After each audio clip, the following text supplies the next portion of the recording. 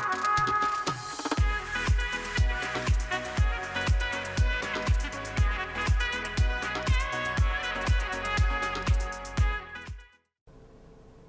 guys, Anthony here.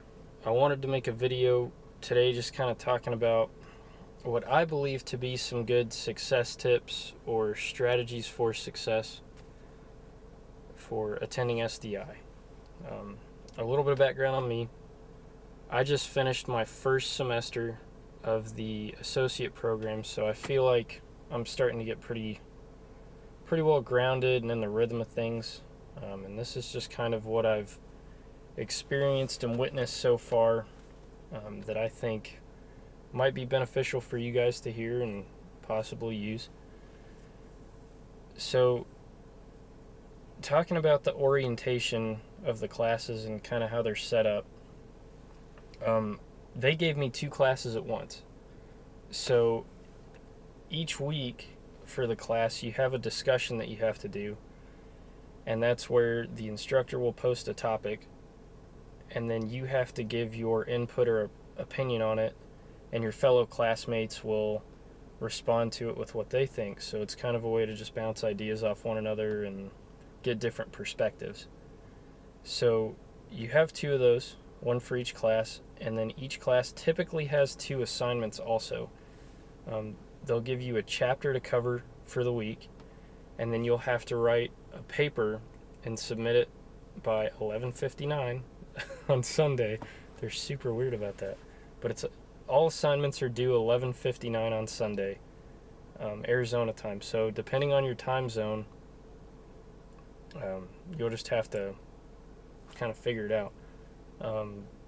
We'll go over their policies on late work and kind of what's worked for me and my experiences so far. But coming back to it, you'll have 2 assignments in each class, and you'll submit those. Sometimes they'll do 2 discussions, and then you'll have a quiz for each class. So that's like 4 things total to do a week. You could bust it all out on a Sunday in like 3 hours if you wanted to, for those of you that procrastinate like me.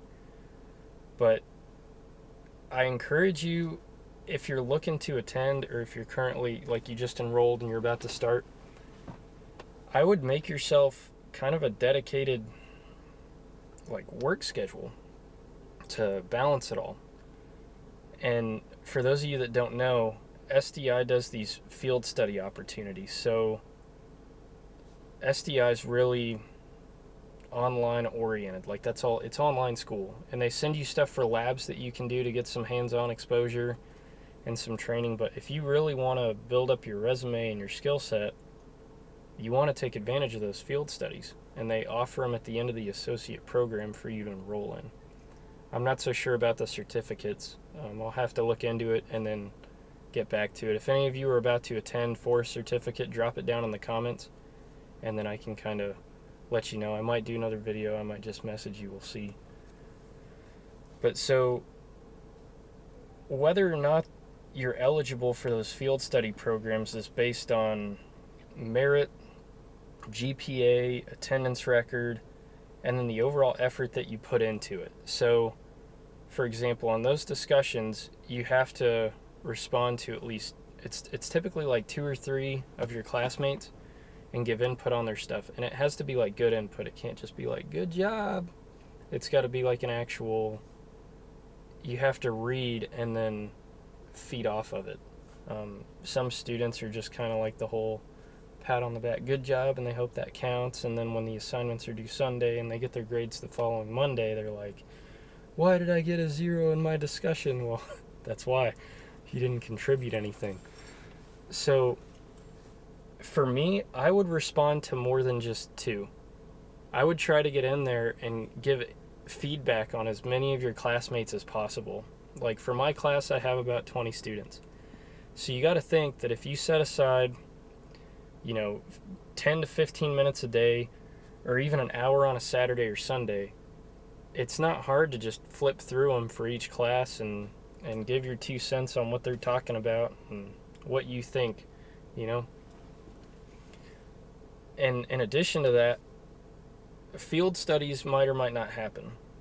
ideally it would be a good thing, but you should be going out into your community and finding local gunsmiths or gun shops that might afford you the opportunity to come in after work or on your free time and just go in and learn and just start talking to them.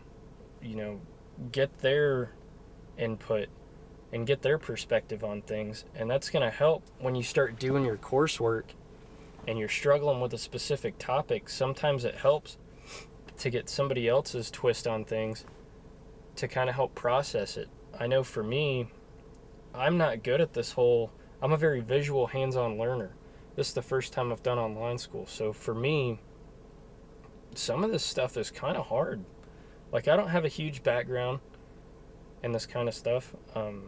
As far as I've had guns and I've shot and I've goofed off on the weekends with them and had a little bit of experience working on them to some small degree.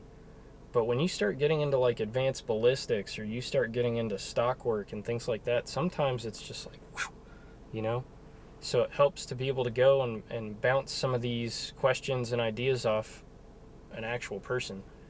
Now, you can email the instructors and they get back to you pretty fast. The respond time is really good, and they're very lenient. If you're going to be late on an assignment or you didn't understand something and you weren't able to get it in on time, if you shoot them an email, they're really forgiving with that kind of stuff. So that's another thing, is communication. So for me, any of you that have watched my past unboxing videos, I did the last one in a hotel. I was traveling to go help somebody out in Michigan, and between driving and juggling everything and trying to figure out a living situation when I get there, finding a place to rent and stuff, it was hard, and I missed a couple of assignments here and there. But I reached out to the instructors, and they'll give you an extension to get it done and get it in on time and do a good job with it. So just to kind of recap, those are my suggestions of go the extra mile, good communication, and try to find a local shop. That's really going to benefit you. That's going to help.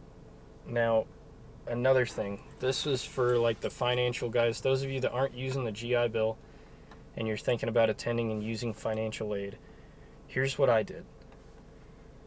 When you fill out your FAFSA and all that stuff, I would encourage you to take out just a little bit extra. And the reason being is because when you go on your syllabus online for a course, SDI only sends you so much of the materials that you need. Like, you're going to need a bench block. You're going to need some other various like basic tools that they don't include, or sandpaper, or miscellaneous stuff for certain assignments. And for those of you that might not be financially, like just blowing up, you got all kinds of money and stuff, some of these things can be expensive. So it would be beneficial for you to pull out a little extra and set it aside to kind of cover those expenses. Again, I'm not like a financial advisor. I don't claim to be. I'm not trying to be. But that's just my advice from one guy to another to help you kind of make this transition a little bit easier as you start getting into the rhythm of the class. That's pretty much all I've got for today's success tips. If you guys have any other questions, feel free to drop them in the comments. And if this video was helpful, go ahead and subscribe and give it a like so I know that I'm doing good at least. This stuff's valuable. And feel free to hit that bell next to the subscribe button.